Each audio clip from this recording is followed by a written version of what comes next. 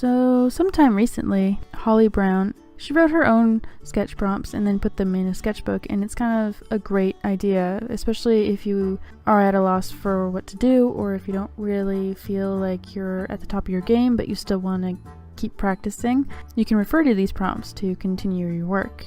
We used to call these drawing challenges, and they were super popular. It always looks like something that would be fun, and then you go through the list and you realize that this isn't fun at all.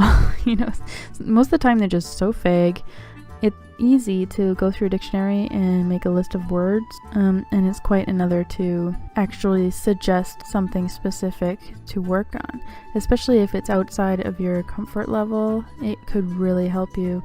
There's actually probably a lot out there now that are actually interesting, and I should actually look into them, but for now, I've downloaded Holly's list because she's made it available to everyone, so if you want to try it for yourself, I will leave a link. She is doing a book giveaway, and I'm not going to hold out for that because, I already have a sketchbook. It's just a Denik sketchbook from Michaels. It's just cardstock.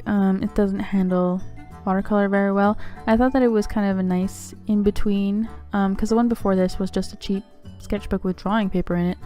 The other ones that I usually make for myself are full of mixed media paper that's much better with watercolor, and so I just kind of wanted a happy medium. I wanted something that could handle watercolor, but I didn't feel bad about using it up.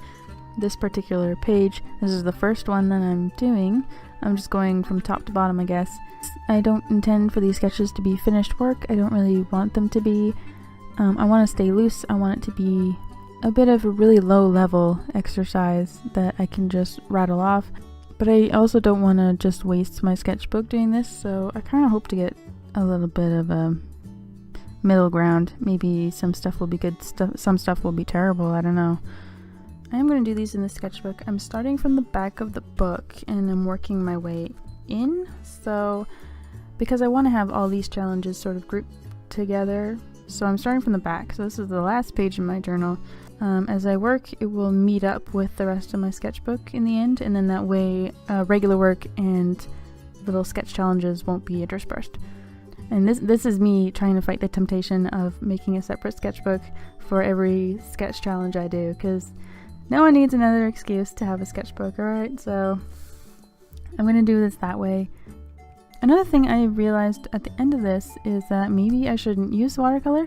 Maybe this is the perfect thing to do with acrylic or gouache, things that I don't normally use, because this is a challenge. These are sketches that I wouldn't normally be doing, which seems like a perfect opportunity to just step away from my regular work completely.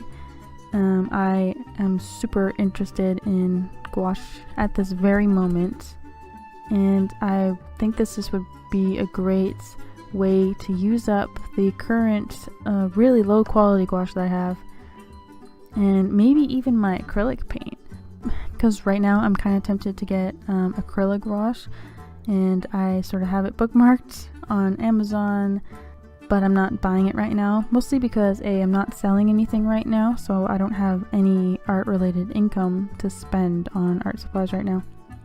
And B, I don't really want to buy art supplies while I already have them. I want to kind of use them up. So I think I might do that. I might use up my crappy gouache and my acrylic paint to do these. And I think maybe that would be more fun. I don't know. I'm going to try it one time after this one and see how it goes and decide from there. Because I still think watercolor is the easiest medium to make anything look good. This is an artist hack, guys. If you want something to look good with very little effort, go for watercolor, because it looks really interesting no matter what you do with it. So, and it will be a completely different way of painting as well. So it's like two different challenges. Paint things that I would not normally paint, and paint in a certain way that I would not normally paint, and see where that goes. It would probably go nowhere, but it will make me feel like I'm doing something. So look forward to that, and I will see you in the next one. Bye.